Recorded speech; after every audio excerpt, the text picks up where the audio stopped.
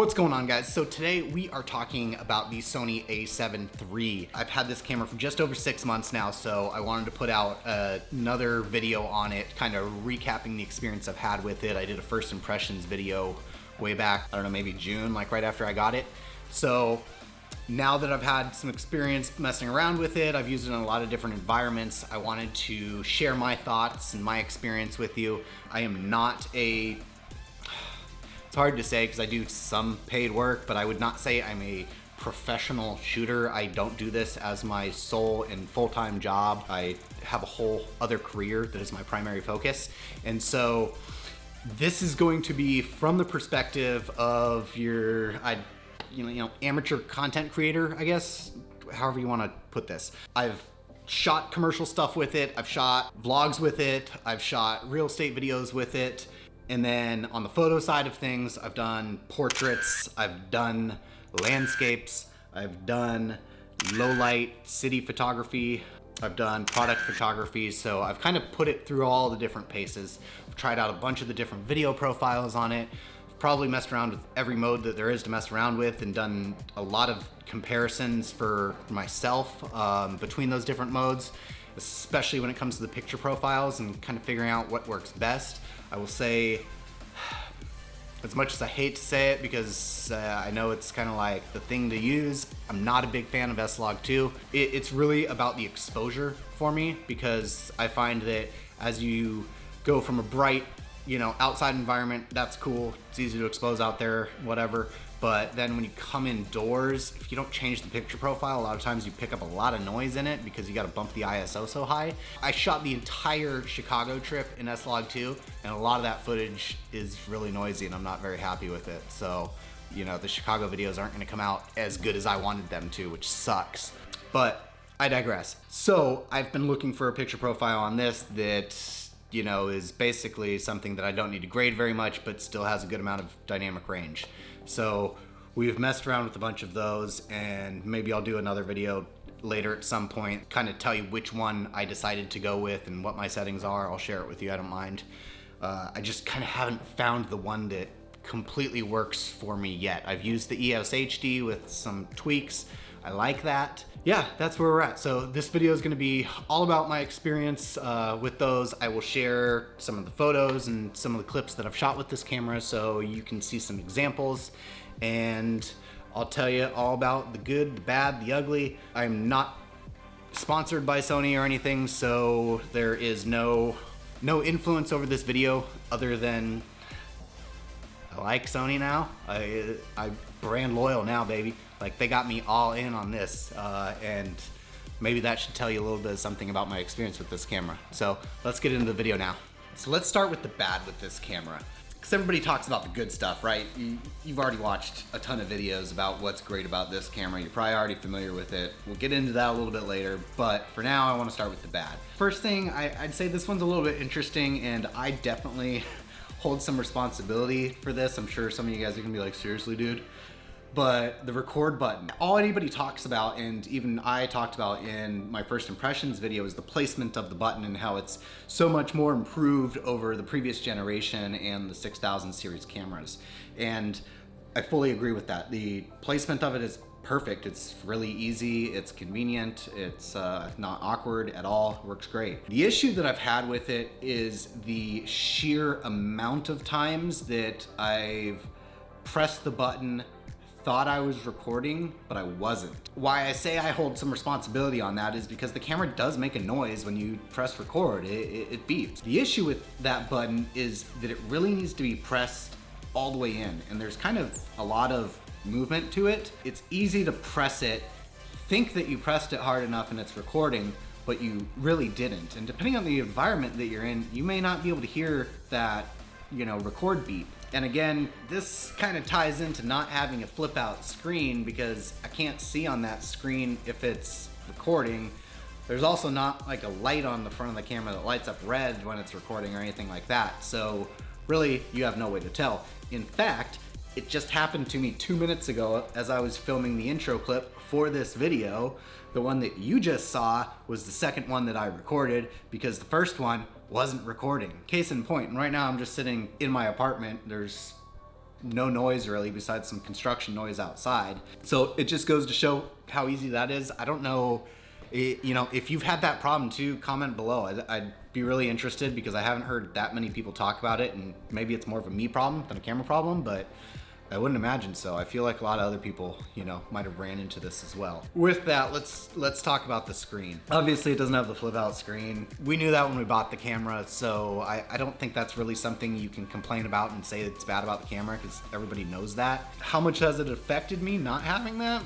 Not much, honestly. Once you figure out the focus settings of the camera, it's really easy, I would say, to make sure that, you know, you're in focus. You can really trust like the face detect and that sort of stuff on here. You just have to know your settings and know what to be on. For example, what I usually do when I shoot one of these videos is I will sit here and I will record one test clip and make sure the framing looks good, make sure it's picking me up in focus, and then after that I'll go ahead and just record whatever I want. I don't always do that. Most of the time, I would say I just kind of trust it. It's just when I'm in a situation like this where, you know, I'm at home, I have time to do this and set it up and make sure that everything's on point. Don't take that as that you can't trust it when you run and gun, because you totally can. I don't think I've had very few issues when I was run and gun with it being out of focus, and anytime I have had an issue run and gun with it being out of focus, it was because I was on one of the wrong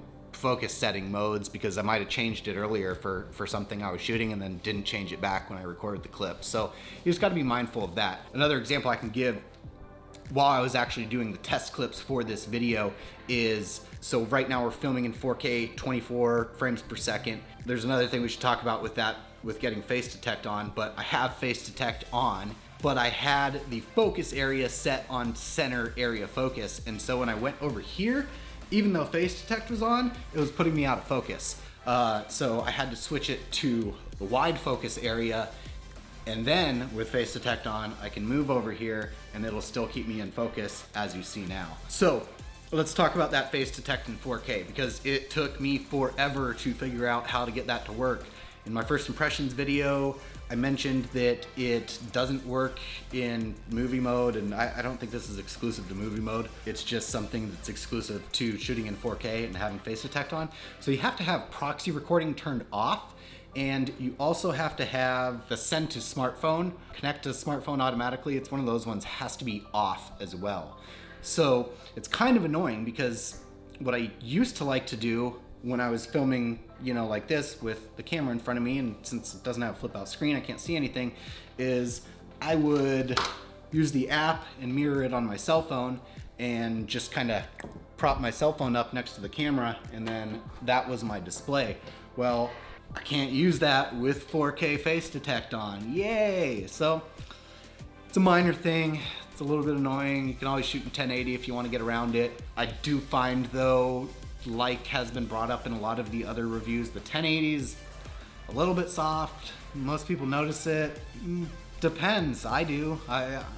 But I'm more of like a video file than an audio file, so I'm more attuned to those things, whereas other people, you know, are more attuned to audio. I've recently started shooting in a lot more 4K because this camera kind of handles it better, and even if you take that 4K and downsample it to 1080, it still looks better than if you just shoot in 1080 native. Now with that said, I shoot a ton of stuff in 120 frames per second, and that's all in 1080 and still looks great. The glass you use makes a little bit of difference. The memory cards you use makes a little bit of a difference. And so additionally with that screen, another thing that's come up is, I would say, the inaccuracy of the rear display LCD. It's not perfect in showing you what your exposure is. So I've become really dependent upon the multimeter and using that to properly expose my footage. And one thing you can always do if you're trying to set up something like this, and it's a trick I use all the time, is when I'm behind the camera, I'm dialing in the settings and everything, I just kind of hold my hand out in front of the lens. I let it focus on that, and then I can set the exposure for my hand which once we actually start becomes my face, and then we're properly exposed for that. You just got to keep in mind with your multimeter when you're using that, that it's a tool, it's a resource to help you expose the shot, but it's not necessarily like a rule. It doesn't have to be set at 0. It depends on how you want to light the scene. Maybe, for example, you need my face brighter lit up, and that means you're gonna kind of blow out this background, and you know, that's what you got to do for the shot. Or you just want to make the background really bright, you know? Those are things that, you know, from a creative standpoint, decisions you're going to make sometimes. My advice to you is don't completely depend on the multimeter. I mean, still look at the screen and see if it's exposed the way you want it to be, but definitely use that as a tool, because the LCD is not always the best. I do have the bright sun settings, or whatever it's called, turned on. I've never really tried it without it on. I've heard that it doesn't really make a difference though. So the caveat to that is the viewfinder does expose better, but I don't know. Maybe it's like this generation of filmmakers, like I hate using the viewfinder. Like it just seems so archaic to me. And I mean, that's not to say like I never use it, but man, 95% of the time I do not use that viewfinder at all. So maybe that's a personal thing. Some of you might say that I'm not professional because of it, because it seems like all pros are like, especially older pros who've been doing this for a long time, are hardcore about using the viewfinder and not using an LCD. But I'm like, dude, what's the point? You know, the development of technology has given us this LCD, which is a bigger, better screen to use. So I don't know, personal preference, but that's me. Let's see, what else? I hate the doors on the side of the camera. So your access doors for your USB-C, for your headphone jack, for your microphone jack, they're just not good. And when you compare it to how it's set up on the 6500, see, on the 6500, I don't know how well you can see this, it's got this little door that opens, and granted, it's like a hard door, and I think some people might have an argument against the hard door as opposed to the soft doors that are on the A7 III, but I don't know. I like this way better. I think that the soft doors on the A7 III were a downgrade. Now, I haven't had like that many issues with them, but I'm just not a big fan. I'm dreading the day that one of those pops off on me, and then my ports are exposed to all of the dirt and dust and grime and rain and all that bad stuff. That's another complaint I have about this camera. Coming back to the screen a little bit, the focus square and the color of it. For God knows what reason, Sony decided to color that box gray. So if you are shooting against a dark environment at all, it's impossible to see. Literally impossible to see. If you're shooting at night, it's pretty much impossible to see. It's a huge pain. I can't tell you how much of a pain it is. I don't know if Sony can fix that in a firmware update. I mean, you would think that they could because it's a software thing, right? But they haven't. Don't know why. I know people have been complaining about that since the camera came out. All in all, I think most of my complaints about the camera are relatively minor, and there's easy ways to get around it and deal with them. You just have to kind of acclimate yourself to them. No camera's ever gonna be perfect. We're always gonna have a wish list of things that we would like better, things that could be improved. And I think what's great is that Sony is so tied in with the community, and they really listen and they really react to those sort of things. And I think that's why we haven't seen the A7S III yet. You know, obviously Sony is not rushing to get that camera out, even though the demand is out there for it. It's been, what, 2 or 3 years now since the A7S II came out? All of the other A7 cameras, they've updated to, you know, the 3rd generation, except for the S camera. I think that's because they're really trying to pack in all of the features that we have asked for. That's really cool to have a company that really listens to the community, and not just listens, but actually implements the changes that we ask for. I mean, this camera is an example of a lot of those things. From a price point standpoint, from the moving of the record button, to having the HLG or HDR profiles that are on this camera. Those were kind of direct reactions to the community and things that people had asked for. Sony has already, you know, clarified that we're gonna be blown away by the A7S III. I mean, I think on that camera, you're gonna see the 4K 60 that everybody's wanted, but you know what? Maybe it's the first camera to do 4K 120, who knows? I mean, not the first camera, but the first, you know, like mirrorless consumer grade DSLR. We'll see. Another thing is, I had said before, I was skeptical about seeing the flip out screen on the A7S III. I think that's 100% going to happen now. We have made such a big deal about not having a flip out screen that that's something that Sony, I think, is absolutely going to make sure gets included in that camera. Another one would be getting 10-bit in there. To me, I could care less. Honestly, like, I don't need to manipulate like my green into a purple in a video. I guess for some people from a creative standpoint that is useful to them, but I think a lot of the hype with that, and even the 4K 60 to a degree, is really just that. It's hype. It's people getting too caught up on the specs and not looking at what really matters and what they really need and really use on a day-to-day basis. I mean, like, features are great and everything, but if you're only going to use it 10% of the time, does it really matter that much? And that's something I think we've seen a little bit with the new Canon EOS-R, is that got a lot of hate right out of the gate because of the specs on it. I haven't had a chance to use it yet, but I've watched, you know, a lot of the review videos on it. I'm really impressed with the imagery out of it. I mean, I think if you're like a 1080 shooter, which honestly, I would rather shoot in 1080 most of the time because it's easier to work with on the computer. I think the 1080 on the EOS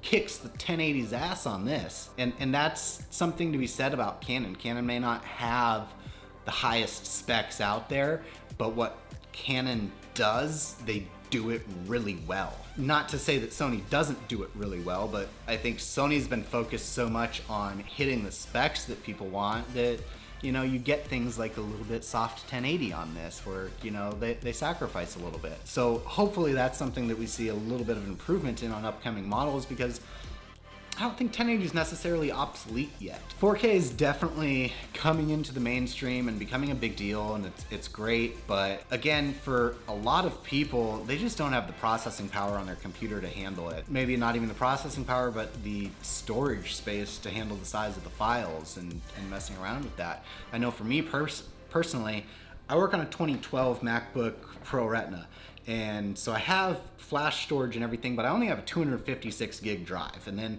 with everything already on my computer and the programs and everything, it gives me roughly about 50 to 60 gigabytes that are usually just free for me to use. That means that if I shoot a really, really big project, I kind of have to, unless I just edit it straight off a hard drive, which I do sometimes, but I prefer to load it onto my computer and edit off of that internal flash storage. It means that I have to batch a project, you know, and shoot maybe like the beginning section of it and then export that and pull the footage off the computer and then pull, you know, the new footage in for the second section. And it's just a little bit more of a pain. And so it's like, unless you have the top of the line, newest computer with a lot of storage, which we all know with a Mac that's where they really get you on the price, is the storage, it can become a huge pain. And so sure, you can edit off a hard drive. That's what I do. I know it's the workaround for it, but it's not my preferred method, honestly. I like just having my laptop. I don't want something plugged into it. Kind of defeats the ease of use and portability of using a laptop, right? I can't just set it down because I got this hard drive that's plugged into it, and a lot of times with the hard drive cords, if you bump it, it disconnects, and so it's just a whole nother thing of headaches, right? All right, so let's go on to what I like about this camera. There's a lot, most of it, to be honest. Let's start with the physical camera itself. So I love the design of it. I think it's something that looks current and looks modern, and it makes conventional DSLRs look old and bulky. And, you know, maybe you disagree, but that's my opinion. I also find that, you know, I have a A6500 and I have an RX100. I end up using the RX100 a lot because of the size of the camera still. So just because the form factor of the A7 III or any of the A7 models is a lot smaller than a conventional DSLR, keep in mind, it's still a DSLR size camera, especially with a microphone on top of it. There are a lot of times when you don't want something that large, and so you are going to, you know, switch to a point and shoot. And that's what I have the RX100 for, is when I just want something that I can put in my pocket and I don't want to have to literally carry around a camera all day. Now, with that said, when it comes to like storing your camera in your bag, it's great having the smaller form factor. Everything kind of fits in there a little bit better. It does feel a little bit small in the hands. I have not picked up the extended battery grip yet. I've just been really torn on whether I wanted that. I always used one with my D5200. I guess it was fine, but part of the appeal of this camera was the smaller form factor because of how I want to use it, and I've been hesitant to kind of add to the size of it. Now on the flip side of that, because it's kind of small, it doesn't always look like as professional of a camera as it is. Now, I know to those that know, that shouldn't matter, but the reality is a lot of clients don't know anything about cameras. And so if you come in with a kind of small looking camera, they might not think that you're so professional. They might not know that this is like literally the best camera of 2018. Having something like the extended battery grip does kind of give it that a little bit more professional look. I know I was watching a Brandon Washington video last night where he kind of rigged his out with the small rig cage and rails and everything, and put a V-mount battery on it. There are some alternative solutions if you need to kind of professionalize it a little bit for a certain shoot. Just something to keep in mind. I've used this thing for 6 months and it's held up really good. The camera's in great shape. There's not really anything I could say between the external body of it and the condition that it's in as far as getting scratched or banged up, all the way to the buttons and how much have they, worn from constant use. I'd say it still feels like a brand new camera, and that's fantastic for the amount of use that this thing has gotten. Besides that, this camera really has everything that I could need from it. Honestly, got more than I need, and it's in that regard, I think sometimes it can be a hindrance to a shooter like myself who may not have had previous experience with some of the picture profiles like S-Log. Having all of those options can be a bit of a headache. It's just, I realize that sometimes that's great because you have variety and you have whatever you need for a given situation, but sometimes it's a big pain too because you have so many options. It's just like sitting on Netflix and you can't decide what to watch because there's so many freaking options versus the old days of just watching TV. You only had what was on and it was a little bit simpler, right? So I find a lot of times when I go out to shoot, depending on what the project is, but if I'm just, say, going downtown just to shoot for fun for the day, just to see what I can come up with, I'll just pick one or maybe two lenses to bring with me, and that's it. And so the same thing kind of goes for, like the settings and the picture profiles on the camera. You can waste a lot of time jumping back and forth between settings, or you can just kind of pick one and run with it for the day and see what you come up with. And I highly recommend that because I think it helps you learn the camera a whole lot better and learn how to deal with different environments. I know for myself, when I've done that, it's challenged me more as a photographer or as a filmmaker to really figure out different ways to overcome the obstacles. A couple months ago, I got the 70-200, so I went out several times with just that lens. Now, 70-200 focal length, like you can't shoot anything close really. It really made me kind of think of shots differently. It made me look around differently, I was no longer looking at what was kind of directly in front of me, but I was looking at what's way out there and how might I capture that in a cool way. So one of the coolest things about this camera that I use constantly is the crop mode. Now, I've set mine up so it is, I think it's C4, it's the trash button. So it's mapped to that. So all I have to do is bump that button and boom, it crops in 1.5 times into APS-C mode. Now, in photos, that instead of a 24 megapixel photo, it gives you a 10 megapixel photo. Not really a big deal. It's still great quality, and I've cropped in a ton on those 10 megapixels and still had very usable photos, especially for Instagram, which, let's be honest, that's where most of your photos are going nowadays. That's great, but in video, it is a lossless quality, so it is no worse of quality than in the full frame mode. And so essentially what it does is any lens that you have, it gives it two focal lengths. So right now I'm shooting on my 16-35, right? So I have my 16mm to 35mm. If I hit that button and I'm on 35, that takes me to, I think it's 52.5mm. So it's basically like a nifty 50. So out of this lens, it's for me, not a 16 to 35, but it's a 16 to 52. On my 70 to 200, I can turn that into 105 to 300. So that gives me a really, really good amount of reach. And then, as I said, you can still crop in on that and still have some pretty good photos. I love that. Love, love, love, love. I cannot tell you how great that feature is on this camera. Have any other cameras had that? I don't know. Comment below if you know of one that has had that. This is my first full frame camera, so. All right guys, so I think that's gonna do it for this video. I don't wanna go too lengthy into the things I like about it because I went pretty in depth about the things I don't like about it. Keep in mind, I love this camera. I am 100% a Sony fanboy now. I'm somebody that when I find something that works really well and I'm really happy with it, I get really brand loyal. Sony's got me bought in now. And it's not just that, but it's the things that they're doing with the community.